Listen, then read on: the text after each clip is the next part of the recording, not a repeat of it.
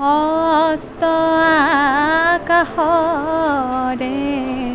সপোন ৰহন হানি শিক্ষক দিৱস প্ৰত্যেকগৰাকী শিক্ষকৰ কাৰণে এটা খুবেই বিশেষ দিন, যিটো দিনত আচলতে আমি প্ৰত্যেকগৰাকী শিক্ষাগুৰুক আমি শ্ৰদ্ধা নিবেদোঁ। আৰু এই শিক্ষক দিৱসৰ পবিত্ৰ দিনটোত মই উপস্থিত আছোঁ বি বৰুৱা মহাবিদ্যালয়ৰ অসমী বিভাগৰ এটা শ্ৰেণীকোঠাত। মোৰ পিছফালে দেখিবলৈ পাইছে এয়া একাংশ শিক্ষাৰ্থী, যিসকলে আচলতে আজি এই পবিত্ৰ দিনটোত শিক্ষাগুৰুসকলক, নমস্য ব্যক্তিসকলক শ্ৰদ্ধা জনাই তেওঁলোক এনেদৰে সমবেত হৈছে। শ্ৰেণীকোঠাত তেওঁলোক বহিছে। শিক্ষক দিৱসৰ শুভেচ্ছা তথা শ্ৰদ্ধা জ্ঞাপন কৰিছোঁ। ধন্যবাদ। মই ছাত্ৰ হৈ থাকোঁতেও আমি উদযাপন কৰিছিলোঁ শিক্ষকৰ বাবে সৰ্বপল্লী ৰাধাকৃষ্ণনৰ জন্মদিন উপলক্ষে। মানে যিখিনি মূল ক্লাছ সেইখিনি শ্ৰেণীবিলাক আমি আজি পৰিত্যাগ কৰা নাই।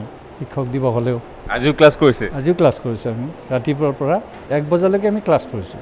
আমি মৰমৰ ছাত্ৰ ছাত্ৰীসকলৰ প্ৰতি আমি দায়বদ্ধ। তেওঁলোক আছে কাৰণে আমি শিক্ষক হৈ আছোঁ। ছাত্ৰ ছাত্ৰীসকল নাথাকিলে আমাৰ কোনো কামেই নাই। ছাত্ৰ ছাত্ৰীসকলে আমাৰ আয়োজন কৰি পেলাই আমাক মাতিছে, আৰু এই সময়ত আমাৰ শ্ৰেণীও নাছিলে, ক্লাছ নাছিলে। সেইকাৰণে আমি ইয়াতে বহি লৈ তেওঁলোকৰ লগত অলপ আমাৰ ভাৱ বিনিময় কৰিছোঁ। গান সাজু হৈ আছে, কি ক'ব, কি গান শুনাব এতিয়া? ভূপেন্দ্ৰ সংগীত আমি শুনাবলৈ চেষ্টা কৰিছোঁ। আৰু যিহেতু জন্ম জয়ন্তীও আহি আছে সুধাকণ্ঠৰ, গতিকে এই মুহূৰ্তত এটা ভূপেন হাজৰিকাদেৱৰ এটি গীত। হস্ত আকাশৰে সপোন ৰহন হানি ক্লান্ত লুইতৰে হেঙুলীয়া পানী বৈ যায়, বৈ যায়, বৈ যায়।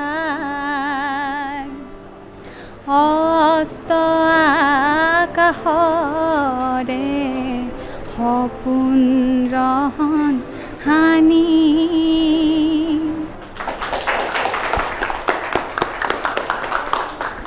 খুব সুন্দৰ সুধাকণ্ঠৰ এটি কালজয়ী গীতেৰে তেওঁ শিক্ষকসকলক শ্ৰদ্ধা জ্ঞাপন কৰিলে। গুৰু শিষ্যৰ যি সম্পৰ্ক আজি তেওঁলোকে এনেদৰে এই পবিত্ৰ দিনটোত তেওঁলোকে উদযাপন কৰিছে।